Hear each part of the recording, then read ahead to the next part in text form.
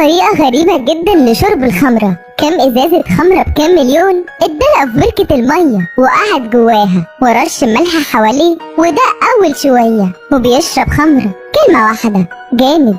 سبب انه يشرب بالطريقة الفظيعة دي هو انه اخر راجل موجود في العالم سنة 2020. في فيروس اجتاح العالم وكل الناس ماتت الا ايدي بس هو اللي عاش. جاب عربية منزلية علشان يلاقي صاحبه ولف 50 دولة في اوروبا، وكان دايما بينادي بصوت عالي ب8 لغات بس ملقاش حد برضه. مفيش حل فاضطر انه يعلق اعلانات وساب فيهم جملة تقسم بها بشر على قيد الحياة. ورجع بيته. اول ما روح البيت اطلق عنان للحرية، شاف الفيلا فنزل يقعد فيها طبعا، الصور الغالية والديناصورات من المتحف، ومنسيش طبعا ياخد الجوايز.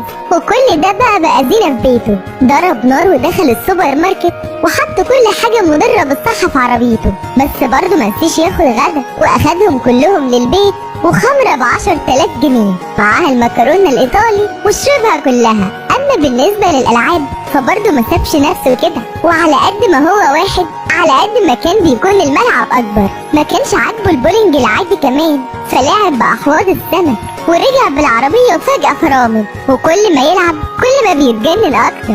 بدأ يلعب بولينج بالعربيات شمال، ايوه شمال، اضربي بسرعة. الايام السعيدة والمليانة بالحرية المفرطة دي استمرت تقريبا لمدة سنة. وفي اليوم ده راح ايدي يبص على التقويم وطلع عيد ميلاده. افتكر الماضي وبدأ يحن له، حن للمة العيلة وحن لدفع حضن العيلة، بس هو دلوقتي وحيد واخره يتمنى لنفسه عيد ميلاد سعيد. فراغ الوحدة برضه. ايدي عمال يتعصب كل ما يفكر في ده، وبدأ يلعب في القدر وقال له انه ممكن يعيش لوحده وهيعيشها من فوقها لتحتها. وبعدها ب5 شهور ايدي بقى كده، مفيش فرق بينه وبين الشحات. الفيلا بقت مقلب زبالة وحمام السباحة بقى ترعة، وحياته اللي كانت كلها سعادة ولعب بقت عبارة عن عذاب. مش راضي يخلص، حاسس بوحدة فظيعة، حتى انه بدأ يعيد احداث فيلم لا بحث عن الحياة بالجزيرة الفارغة. رسم على كل كورة شكل انسان وكل يوم بيقعد يكلمهم، وبدأ يشوف المجلات ويحن. حتى لو ايدي امتلك العالم كله بس برضه مش مبسوط، نفسه في شخص في حياته، ويا سلام بقى لو بنت.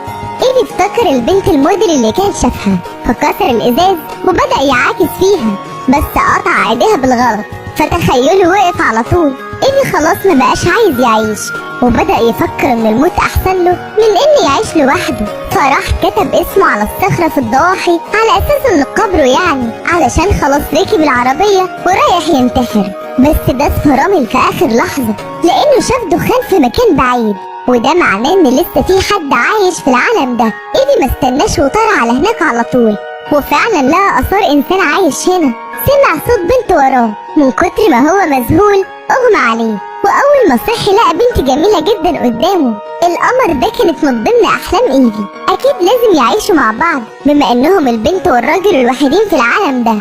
المهمة اللي بقت معدومة في العالم تبنوها وقتها، بس فجأة بقى في حاجة غريبة بتحصل. طلع ان كان بيتخيل اصلا، ولقى الست دي قدامه. هي دي الست الاخيرة في العالم. اول ما صحي وشافته لقيته ماسك اللبس بتاعها وداخل عليها بشكل منحرف جدا، فرفعت سلاحها.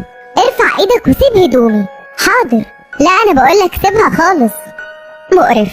ايدي قعد يشرح لها فصدقت بالعافية انه كويس، وبعد ما سوء التفاهم عدى بدأوا يعرفوا عن نفسهم لبعض. ايدي اخر راجل في العالم، وكامي كمان اخر بنت في العالم، وعلى الرغم انها كانت بعيدة عن فتاة احلامه بس برضه تقبل الواقع وتعايش معاه. اهم حاجة ان حد عايش معاه، عايز ايه تاني؟ ايدي فكر بقى ان حياته هتبقى احلى بما انه بقى معاه بنت، بس ما تخيلش ان دي كانت بداية كابوس. كامي وايدي مش زي بعض خالص، حتى لو كان يوم القيامة فهي برضه بتتبع القوانين. لازم يقف عند التقاطع يبص وبعدها يعدي. وبعدها راحوا محل الذهب فقالت ان لازم يقف في مكان الباركنج عادي. اول ما شافت الزبالة دي دخلت تنظف على طول ودمرت له هوايته. ايدي بقى اتجنن فرجعها للضواحي تاني، بس جت تاني يوم عند باب البيت وجت وقالت له انها نفسها قوي تتصالح معاه ويكملوا مهمة البشر. انا فاهم كلامك بس اسمعيني، حتى لو مات كل الناس على الارض انا برضو مستحيل اكون معاكي. كامي في الحقيقة مش معجبة بيه برضه، بس إحساسها بالمسؤولية خلاها تيجي على نفسها وتتولى مسؤولية الجيل الجديد معاه، فقعدت تاكل في الطماطم وتغريه، بس عمل نفسه مش عايز ودخل بالليل وقعد يسرق في الطماطم بتاعتها لأنه ما كلش خضروات من أكتر من سنة. فراحت تبصله وتسأله، وإيفي يقول لها ماليش علاقة، بس أصر الأكل على دقنه بعته على طول. بعدها عرف إنها اتعورت لما كانت بتظبط المجاري، والطماطم مش موجودة دلوقتي ومفيش مية كمان، فبدأت إنها تعملها في البركة زي إيفي. ولما شافها كده وإن الأكل خلص بسببه حس بالذنب، أخد حاجته وراح لمصدر المية في المدينة وفضل يصلح فيها كتير لحد ما اشتغلت. كامي اتأثرت قوي بمساعدته دي، فعزمته على العشاء النهارده. وهما بيتكلموا بالليل الجو كان حلو قوي ما بينهم، فقالت له ما تيجي نتجوز، فوافق على طول. قال لها استحمى واجي على طول، بس اول ما وصل للباب جملة كامي خليته يهدى، لو ما اتجوزناش مش هجيب منك طفل، اول طفل في العالم الجديد ما ينفعش يبقى متشرد، صح؟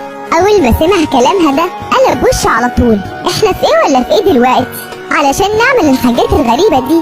قال لها انا هموت بره دلوقتي وهنط من هنا ومش هتجوزك برضه. بس ما عداش كتير وخد على وشه، ايه القرف ده؟ ماشي يلا نتجوز. عمل كده علشان يقنع نفسه، لان كده مفيش حد تاني في العالم ده، والجواز ده عبارة عن رسميات بس مش اكتر. اي هبل ماشي. كامي كانت مهتمة جدا بجوازها وجهزت كل حاجة. ايفي مش محتاج اي حاجة غير انه يعمل خاتم بس ما كانش مهتم بالموضوع اصلا، ما بيعملش حاجة غير انه بيلعب كل يوم. يوم الجواز ووقت ما كانوا بيلبسوا الخاتم ايفي اعترف انه ما راحش يدور على خاتم كامي. اتعصبت، انا خلاص مش متجوزة، اللي زيك لازم يفضل سنجل لاخر عمره. ولما وصل البيت وشافه معمول كده فهم وقتها ألم كامي، فراح واعتذر لها من قلبه واخدها لمحل الذهب وكسروا صندوق واختاروا اللي هم عايزينه، وبكده الفرح خلص. بس لما اتجوزوا نسيوا الخطة الكبيرة وفي حاجات اتنست، حتى ايفي مش فاكر. المهم ان بعد الجواز كامي بدأت تتعود على طريقة حياة ايفي برضه بدأ يتقبلها، وكانوا بيلعبوا مع بعض بره وجوه، بس اللحظات الحلوة مش بتستمر كتير. وهم ماشيين في اليوم ده خبطوا في عربية. ايفي استغرب جدا ونزل، هو في حد تالت في العالم ده؟ طلعت بنت بشعر اصفر وحلوة قوي. ايفي بقى متلخبط ومشاعره غريبة، هو انا اتهورت واتجوزت بدري ولا ايه؟ العالم مش باقي فيه غير 3 اشخاص بس، راجل وبنتين. حسب المنطق ايفي هو الراجل الوحيد، فالمفروض يفرح بقى. بس في الحقيقة السعادة صعبة عليه، لانه اتجوز واحدة مش حلوة من كام يوم. اما البنت اللي قدامه فهي من النوع اللي بيحبه. المؤسف اكتر انه اكتشف انها مش بس حلوة، انما هي كمان بتفكر زيه. وايفي مصر يجيبها يمين شمال، وكامي برضه مش هيقدر يحبها، فبيقرر بقى يلعب من تحت لتحت. قال لها تيجي بيته تاكل، وفي الحقيقة طلع علشان يشم شعرها بس.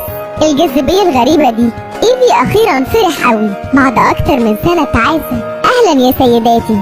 ظبط نفسه بقى واثق جدا منها علشان يجذب لينا له، بس البنات كان رأيهم واحد، هو انه بلاش يحلقها. كان مركز قوي وبيتباهى بنفسه قدام لينا، ومش مركز مع كامي خالص. يومها ايفي رفض كامي كمان ونسي الاسلوب المتحضر للبشر. تاني يوم ايفي جات له خطة، هي انها لما تخبط على الباب هتخش تلاقيه بيشيل حديد. استني يا سمكلينة انتي اخلص. 391 392 393 واحدة ما ينفعش ينقص. وبعدها مش عارف جاب عربية منين علشان يديها لينا تعويضا على عربيتها اللي بوظوها. كامي لما شافته بدأت تشتكي، انت ازاي مهتم بالجميلة قوي كده؟ وباب البيت بايظ بقاله ايام وما جيتش صلحته خالص. فسكتها وراح يصلحه علشان يعمل نفسه راجل كويس كمان. وقتها لينا جت وعزمتهم هما الاتنين يشربوا معاها خمرة في البيت. ايفي طبعا ما ينفعش يقول لكامي على حاجة حلوة زي دي، وراح لبيت لينا لوحده، وكل اللي في دماغه حاجات غلط. بعد كام كاس خمرة لينا الباردة بدأت تتكلم عن اللي في قلبها. حست بالوحدة لأكتر من سنة، فكل اللي هي محتاجاه دلوقتي راجل يكون حنين معاها. ايفي فهم ان فرصته جت وعمال يسمع ويفتح زراير القميص. اوعي تقولي كده، العالم اتبقى فيه راجل واحد بس اتجوز. اول ما سمع بقه وجع من الضحك. استني طيب هعمل حاجة وارجع تاني. هو من غير ما يفكر ايوه روح البيت علشان يطلق كامي، واول ما روح لقى كامي عامله قلب ليهم محطوط فيها صورتهم، ولما شاف ده ما قدرش يقول لها طلاق والكلام ده، وقف في بقه طالما مفيش غير 3 اشخاص في العالم فكده قواعد العالم كلها مش موجوده، بس لان الزواج لسه رسمي موجود زي ما هو فكان عقبه في وش البشر. هي دي النقطه اللي المسلسل عاوز يوضحها. الفيلم ده اسمه The Last Man of Earth، طلع منه 4 أجزاء، ومع التطور اللي بيحصده البشر بيتطوروا أكتر وأكتر.